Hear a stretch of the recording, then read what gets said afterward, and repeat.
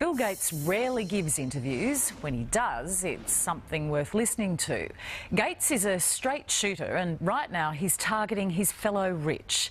He wants them to stop taking and start giving. And he's leading by example, pouring his billions into vaccines that will save the lives of millions.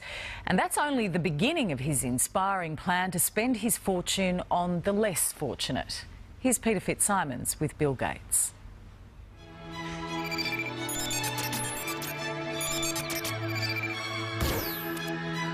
William Henry Gates has given his life a reboot. The man who gave the world Microsoft is now giving his billions away.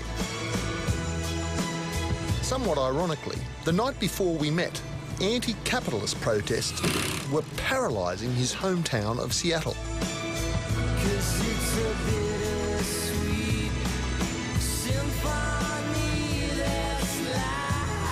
Shops were barricaded, corporate greed the target.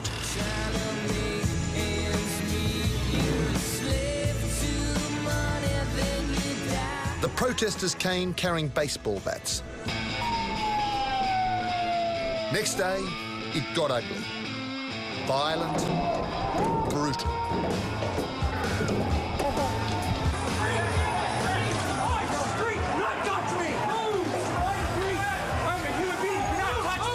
Yet only a short cab ride from the mayhem, I found myself in the tranquil surrounds of one of the biggest capitalist corporations on earth. Mr. Gates, thank you very much for your time. We are met the day after serious riots in Seattle last night. Do you worry about that gap between the rich and the poor? Well, I think it's a shame for society if those who have the talents to amass fortunes don't take their voice, their skills, their resources, their colleagues, and direct some of that to helping those most in need. So it's a missed opportunity. I'm trying to get to the core of your drive to give. Well, I think for me, it partly relates to innovation. You know, I've seen the power of innovation to create the personal computer, create the internet.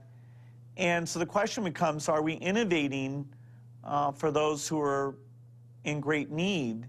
And I was absolutely stunned that money was not being spent on a malaria vaccine.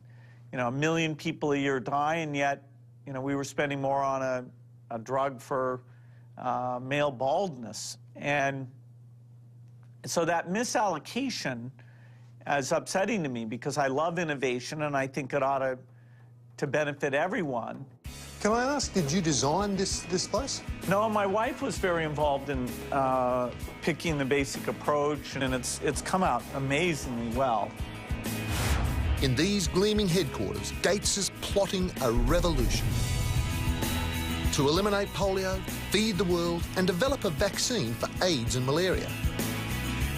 Bill's fortune bankrolls the foundation he created with his wife, Melinda. We have an expression in Australia to wear the pants. Does Melinda Gates wear the pants in your family? Well, she's very involved in all the foundation stuff, no more than I am. So. Right. Well, you're doing better than I am, because my wife wears the pants. They have 3 children, but there'll be no hefty inheritance.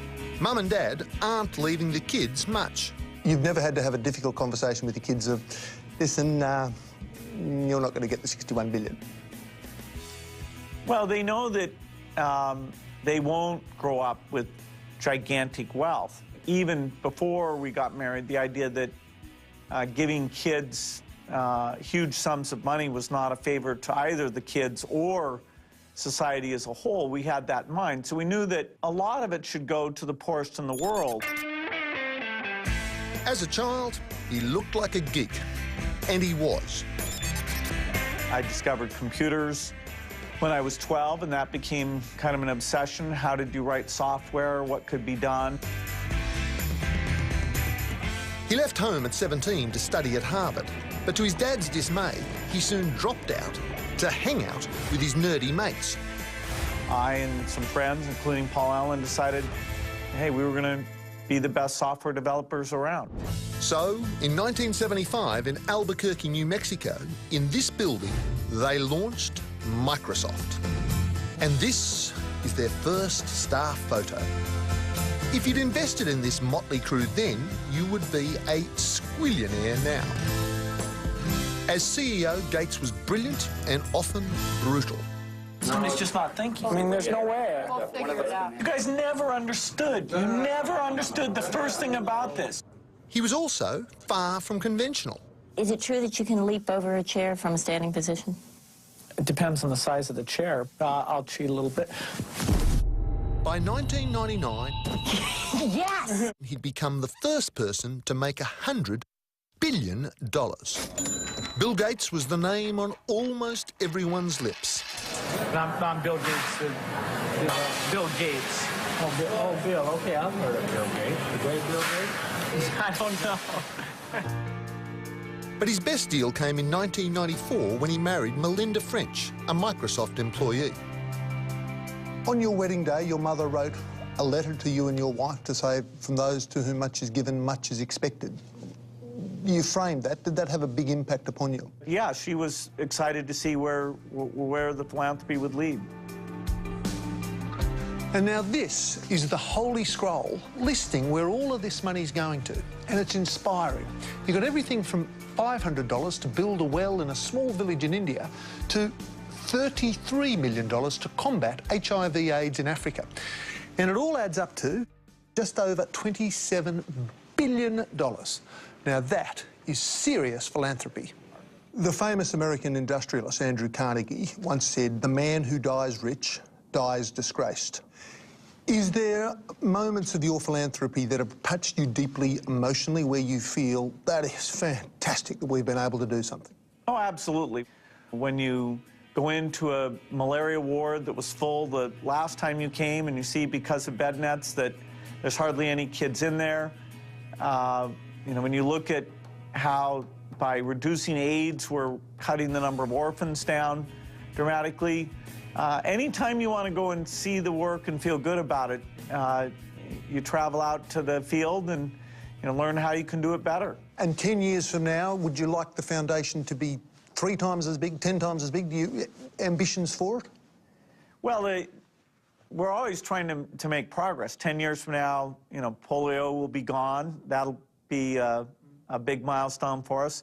Malaria deaths should be more than cut in half by then. A lot of new vaccines invented and out there. We should be close to an AIDS vaccine by then. So yeah, huge contributions in the next 10 years. We have big goals. It's been a wild ride for Bill Gates, one that took him to the title of world's richest. But having wasn't enough. Giving is now what drives this driven man. And he wants the rest of the rich, the 1% with most of the world's wealth, to do the same and learn the lesson that's made him a happy man. Do you have moments where you pause and think, how did this happen to me? You know, like I'm Bill Gates, I'm Microsoft, I'm giving this. I mean, you've had an extraordinary life. Yeah, I'm unbelievably lucky, perhaps the luckiest person around. My work is interesting. I feel a sense of responsibility if I'm lazy about this. Maybe we won't get polio right, but it's such a privilege. I wouldn't trade places with anyone. In the Australian vernacular, good on ya. And thank you for your time. Thank you. The very responsible Bill Gates there.